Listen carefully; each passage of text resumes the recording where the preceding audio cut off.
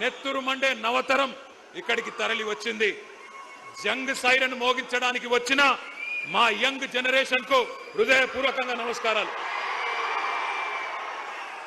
కాకతీయ, ఉస్మానియా, మహాత్మా గాంధీ, పాలమూరు, శాతవాహన వివిధ విశ్వవిద్యాలయాల నుండి ఇక్కడికి తరలి వచ్చిన మా తమ్ముళ్లకు, చెల్లెళ్లకు ప్రత్యేక నమస్కారం.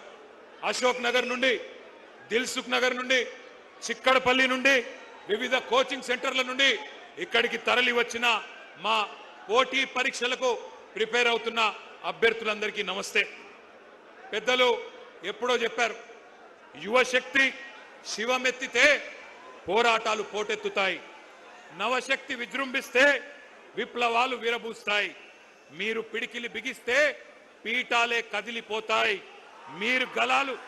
మీ గలాలు గర్జిస్తే కుర్చీలు కూలిపోతాయి. రేవంత్ రెడ్డి గారు గుర్తుపెట్టుకోండి, మీరు కదం దొక్కితే ఉద్యమాలు ఉప్పెనలైనాయి. గతంలో తెలంగాణ ఉద్యమం చూసినాం ఏ రకంగా.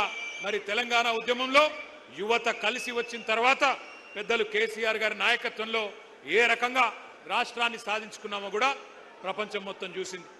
ఇవాళ ఎందుకు కలుసుకున్నాం ఇక్కడ, మనం ఎందుకు ఇంతమంది ఇక్కడికి వచ్చినాం, ఒక్కసారి గుర్తు చేయాల్సిన బాధ్యత మా అందరి మీద ఉన్నది. రేపటి తెలంగాణ నిర్మాతలు మీరు, రేపటి ఈ దేశ భవిష్యత్తుకు నిర్ణేతలు మీరు. మరి అట్లాంటి యువతరాన్ని దగా చేయవచ్చునా ఆలోచించండి. ఎందుకు ఈరోజు ఈ కార్యక్రమం ఏర్పాటు చేసుకున్నాం? ఒకటే ఒక కారణం, ఒక మహాద్రోహాన్ని, మీకు జరిగిన మోసాన్ని, వంచనని గుర్తు చేసుకొని మర్చిపోకుండా ఎవరైతే మోసం చేశారో వారికి బుద్ధి చెప్పడానికే ఈ సమావేశం. సరిగ్గా ఇదే నేల మీద, సరిగ్గా ఇదే ప్లేస్లో 38 నెలల కింద మే 8, 2023 ఆనాడు ఇదే సరూర్ నగర్లో, ఇదే సరూర్ నగర్ స్టేడియం సాక్షిగా ఒక దారుణమైన దగా జరిగింది. దగా పడ్డది ఎవరు? తెలంగాణ యువత. దగా కోరులు ఎవరు? కాంగ్రెస్. 2023లో ఇక్కడే ఇదే గడ్డ మీద, ఇదే గ్రౌండ్లో ఆ రోజు మీటింగ్ జరిగింది. ఢిల్లీ నుంచి ప్రియాంక గాంధీ వచ్చింది, గల్లీ నుంచి కల్తీ కాంగ్రెస్ నాయకులు అందరూ వచ్చినారు, హైకమాండ్ నుంచి గాంధీలు, గాంధీ భవన్లో దూరిన గాడ్సేలు అందరూ కలిసి ఒక మాయా మశ్చీంద్ర కార్యక్రమం చేసి బురిడి పత్రం ఒకటి రిలీజ్ చేసినారు. దాని పేరు యూత్ డిక్లరేషన్ అని పెట్టినారు. 60 ఏళ్ళు తెలంగాణ గడ్డ మీద నెత్తురు పారించిన దుర్మార్గమైన పార్టీ కాంగ్రెస్ ఆ రోజు వాగ్దానాల వరద పారించింది. తెలంగాణ బిడ్డల మీద తూటాలు పేల్చిన పార్టీ, వేల మందిని చంపిన పార్టీ కాంగ్రెస్. ఆ రోజు యూత్ డిక్లరేషన్ అని పెట్టి ఏం చెప్పిందో ఒక్కసారి ఆ స్క్రీన్ మీద, మీ పక్కన పెట్టిన స్క్రీన్ల మీద మీరు చూడాలని చెప్పి నేను కోరుతా ఉన్నా. ఆ వీడియో ప్లే చేయండి. Youth declaration.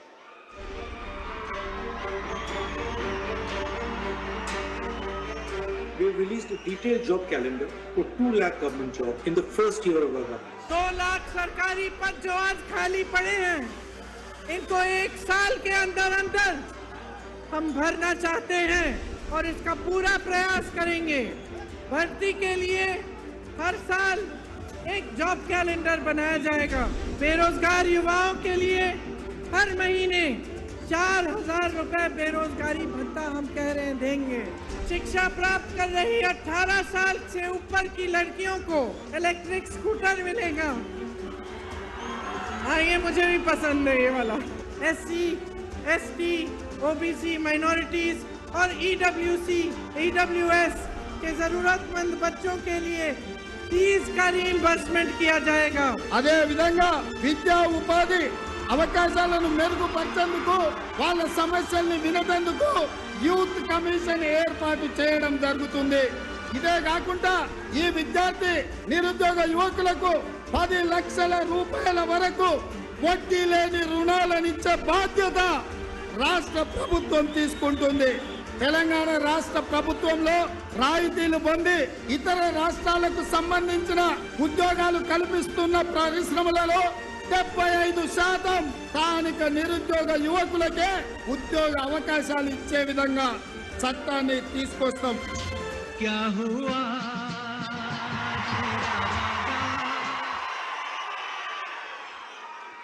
పాత కేటుగాళ్ళు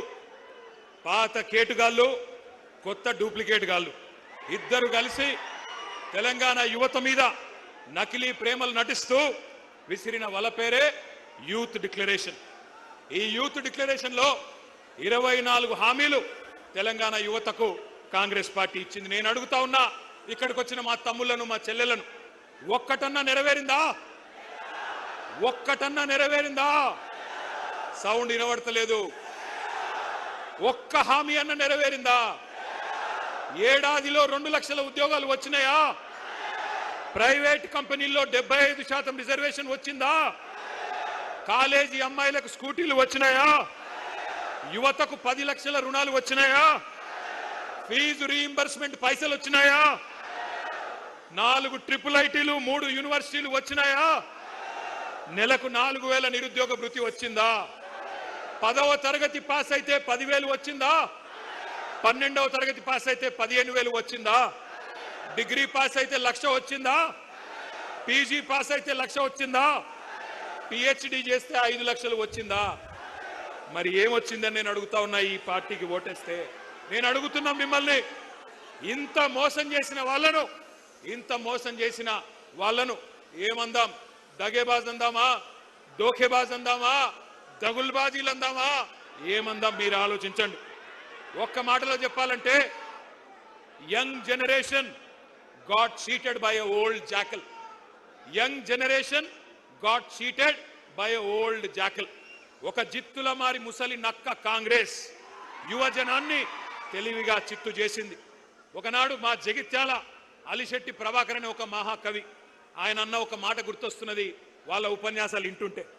ఆయన అన్నాడు, అలిశెట్టి ప్రభాకర్ గారు, ఒక నక్క ప్రమాణ స్వీకారం చేసిందట ఇంకెవ్వరిని మోసగించనని. ఒక పులి పశ్చాత్తాపం ప్రకటించిందట, తోటి జంతువులను నేను ఇంకా చంపనని. ఇవాళ వీళ్ళ మాటలు వింటుంటే 60 ఏళ్లు నెత్తురు రుచి మరిగిన కాంగ్రెస్ ఏ రకంగా మోసం చేసిందో ఒక్కసారి గుర్తు చేసుకోమని చెప్పి నేను కోరుతా ఉన్నా. కాంగ్రెస్ పార్టీ పుట్టు పూర్వోత్తరాలు మీకు తెలుసు. అన్ని తెలిసి కూడా చైతన్యవంతమైన మనం వాళ్ళ మోసపు వలలో పడ్డాం. కానీ ఈరోజు ఏం జరిగింది? కాంగ్రెస్ వాళ్ళకు అధికార పీఠం వచ్చింది, నిరుద్యోగులకు మాత్రం బలిపీఠం ఎక్కే పరిస్థితి వచ్చింది. 31 నెలలు అయిపోయింది, 32వ నెల నడుస్తా ఉంది. సడి లేదు, చప్పుడు లేదు. కళ్ళబొల్లి మాటలు నమ్మి గ్రామాల్లో తిరిగి మీ నాయనమ్మ కాళ్ళు, మీ తాత కాళ్ళు, మీ అమ్మమ్మ కాళ్ళు, మీ మామల కాళ్ళు, అత్తల కాళ్ళు, కోడల కాళ్ళు, అందరి కాళ్ళు మొక్కి కేసీఆర్కు ఓటేయకండి, కాంగ్రెస్ ని గెలిపించండి అని ప్రచారం చేసిన నిరుద్యోగులు ఇవాళ బాధపడతా ఉన్నారు. ఇప్పుడే ఆ తమ్ముళ్ళు మాట్లాడింది మీరు విన్నారు. మాట తప్పిన ఈ జూటాగాళ్లను, మాట తప్పి ఇవాళ మిమ్మల్ని వంచిన ఈ దుర్మార్గులను, మిమ్మల్ని రెచ్చగొట్టి ఓట్లేయించుకొని అధికారం చేపట్టి నమ్మించి నట్టేట ముంచిన కాంగ్రెస్ ను ఏం చేయాలో మీరే ఆలోచించండి. ముఖ్యమంత్రి మాటల్లో చెప్పాలంటే, రేవంత్ రెడ్డి మాటల్లో చెప్పాలంటే, బెల్ట్ ట్రీట్మెంట్ ఇద్దామా? లాగులో తొండలిడుద్దామా? గుడ్లు వీకి గోటీలాడదామా? ఏం చేద్దామో ఆలోచించండి. ఎందుకంటే ఒకటి మాత్రం పక్కా, ఒక్క మెసేజ్ పోవాలి పార్టీలకు, రాజకీయ పార్టీలకు, రాజకీయ నాయకులకు. యువతరంతో పెట్టుకుంటే కొన్ని తరాల పాటు పుట్టగతులు లేకుండా పోతారు అన్న సందేశం మాత్రం పోవాలి. అందుకే యూత్ డిక్లరేషన్ పేరుతో చీట్ చేసిన ప్రియాంక గాంధీకి, కాంగ్రెస్ పార్టీకి, రాహుల్ గాంధీకి, రేవంత్ రెడ్డికి మీరు డెత్ డిక్లరేషన్ రాయాలని చెప్పి నేను హృదయపూర్వకంగా మిమ్మల్ని కోరుతా ఉన్నా. వాళ్ళ సావు దెబ్బ కొడితేనే, వాళ్ళకు డెత్ డిక్లరేషన్ రాస్తేనే వాళ్ళకు సోయొస్తుంది, బుద్ధి వస్తుంది. ఒక్కసారి యాద్ చేసుకోండి ఎన్ని వేషాలు. ఇక్కడున్న లోకల్ కాంగ్రెస్, కల్తీ కాంగ్రెస్ వాళ్ళు చెప్తే నమ్ముతలేరని చెప్పి ఢిల్లీకి వెళ్ళి టూరిస్టులను తీసుకొచ్చింది. హైదరాబాద్కి ఆ రోజు అశోక్ నగర్కి ఢిల్లీకి వెళ్ళి అధిష్టాన పుత్రుడు రాహుల్ గాంధీ వచ్చిండు. వచ్చి హైదరాబాద్ నడిబొట్టున కూర్చొని ఛాయ్ తాగిండు, బిస్కెట్లు తిన్నాడు, మనకు కూడా కొన్ని బిస్కెట్లు వేసిండు. ఏమన్నాడు?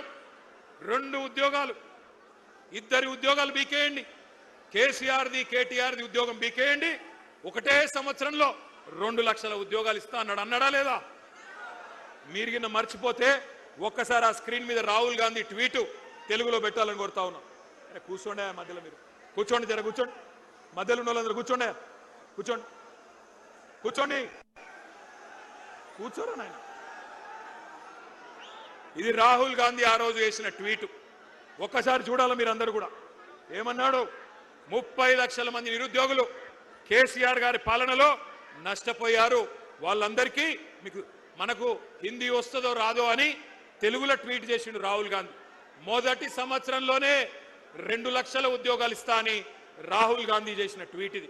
ఇవాళ నేను అంటా ఉన్నా, రాహుల్ గాంధీ గారు, నీకు తెలుగు రాదని మాకు తెలుసు, నీకు తెలివి లేదని కూడా మాకు తెలుసు, నీకు భాష రాదు, మా బాధ తెలియదు, నీకు మా భాష రాదు, మా బాధ తెలియదు.